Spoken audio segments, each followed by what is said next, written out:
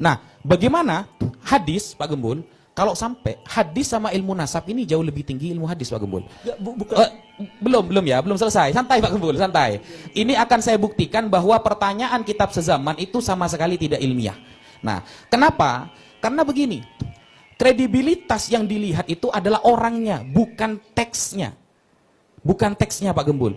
Makanya ketika saya berdiskusi dengan orang Kristen, Kristen bangga mereka memiliki ribuan teks kitab suci, tapi tidak ketemu siapa penulisnya.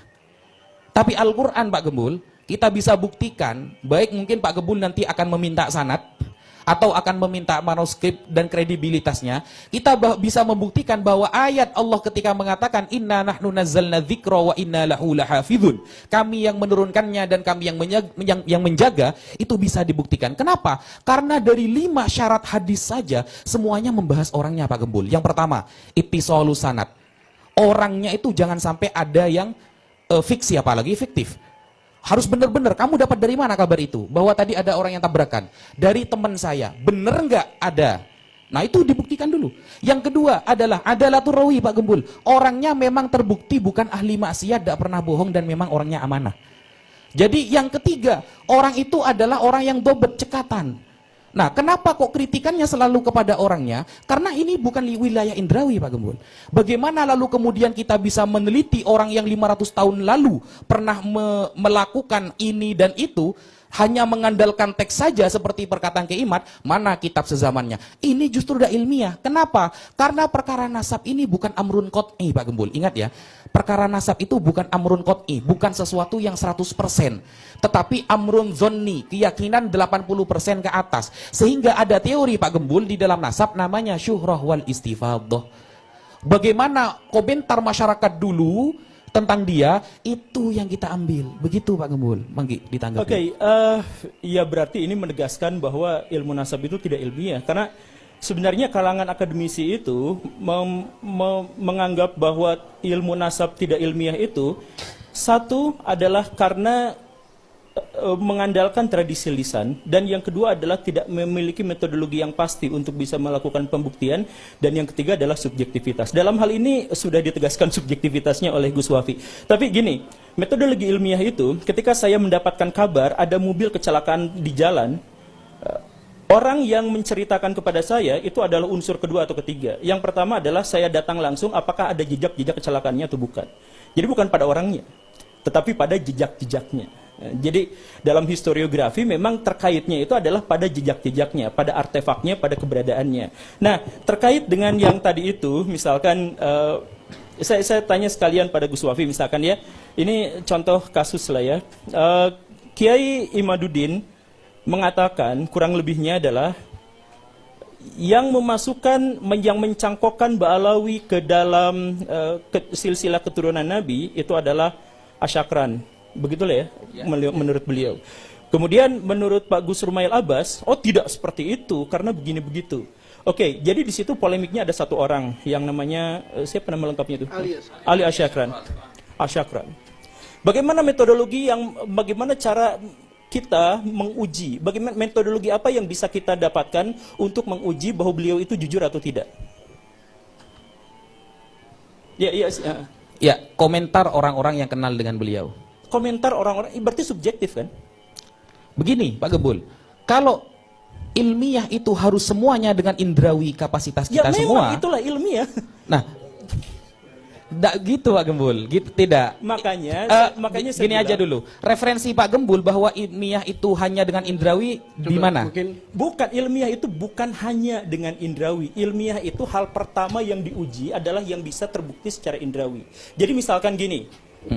Jadi kita itu hanya bisa menguji sesuatu yang nyata, gak mungkin menguji sesuatu yang goib. Ya. Mimpi itu gak bisa kita jadikan sebagai pedoman karena tidak bisa diuji secara indrawi. Misalkan, Gus Wafi menceritakan semalam saya mimpi bertemu dengan Nabi. Boleh gak ngomong seperti itu? Boleh. Kemudian saya diwartakan seperti itu, boleh percaya juga boleh tidak. Tapi mau saya percaya atau tidak, itu bukan pengetahuan saya. Karena tidak ada metodologi khusus sampai sejauh ini yang bisa membuktikan apakah perkataan itu benar atau salah. Gitu kan? Oke. Nah, jadi karena tidak ada pengujinya, maka itu tidak disebut sebagai ilmiah. Tidak bisa disebut secara akademik. Tidak bisa diuji. Apa yang bisa diuji dari sesuatu yang goib? Sekarang ada pernyataan. Ada seorang yang mengatakan bahwa ini begini. Dari mana dari mana metodologi yang kita gunakan untuk mengatakan bahwa dia adalah jujur? Ya dari komentator-komentator orang sebelahnya. Komentator orang sebelahnya itu subjektif. Ada orang yang dekat, ada orang yang jauh, dan kita benar-benar tidak tahu soal itu. Jadi itu goib. Nah ini jadi ini baru masalah dasar. Indrawi bukan satu-satunya. Ini justru malah level yang paling dasar agar kita bisa mengetahuinya secara ilmiah. Jadi, kalau misalkan sejak awal sudah dikatakan bahwa ini subjektivitas, buktinya apa? Buktinya pengakuan seseorang diuji berdasarkan komentar orang di sekelilingnya, subjektif. Kemudian yang kedua, tidak didasarkan pada bukti-bukti sezaman dan sudah ditegaskan. Oke, sudah seperti itu. Dan kemudian yang ketiga itu subjektif, kemudian tidak didasarkan pada sezaman. Tidak sesuai dengan ini dan tidak memiliki metodologi verifikatif yang jelas, misalkan ya sudah selesai, artinya ini tidak lagi bisa ilmiah.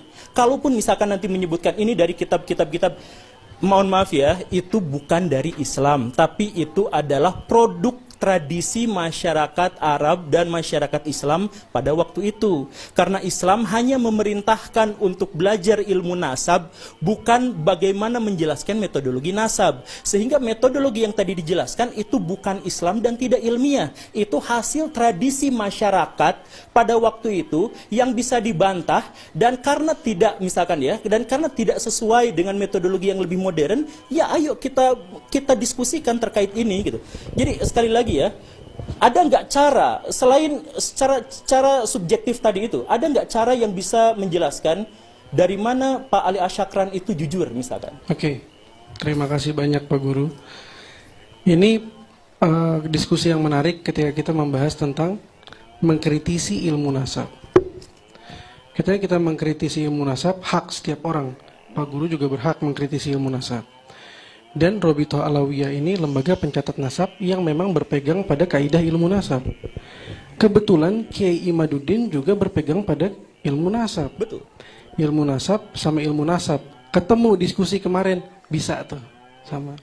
Jadi ketika ilmu nasabnya kita tidak punya pada platform yang sama, terus kita mengkritisi ilmu nasab, memang dia menjadi kritik bukan seputar isu nasabnya Ba'alawi, tapi kritik diskusi seputar seberapa ilmiah ilmu nasab. Itu pun juga mungkin menjadi tema yang menarik ke depan gitu ya Pak Guru ya.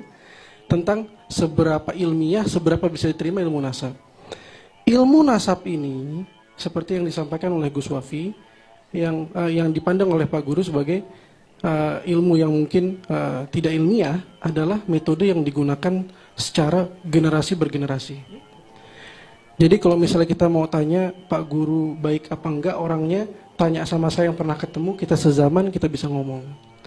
Ketika kita mau tahu tentang si sumber Ali Asyakran misalnya, baik atau enggak, kita nggak bisa tanya sama orang yang hidup di zaman itu. Mau nggak mau baca tulisan, mau nggak mau baca siapa yang pernah mengutip tentang beliau, itu mau nggak mau.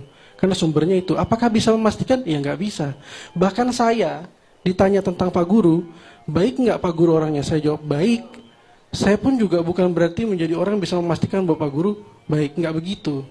Poin lain adalah kalau misalnya kita berstatement dalam setiap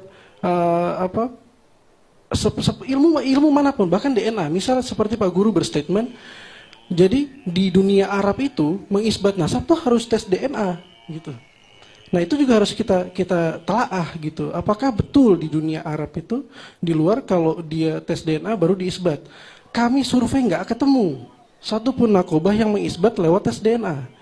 Satu pun orang yang hasil tes DNA akhirnya dia ketemu nih tiba-tiba jadi keturunan Rasulullah, nggak ada sampai sekarang. Diisbat sama nakobah manapun nggak ada. Artinya setiap statement itu normal, bisa salah, bisa benar. Perspektif kita bisa salah, bisa benar, iya. Dari perspektif ilmu-ilmu DNA misalnya.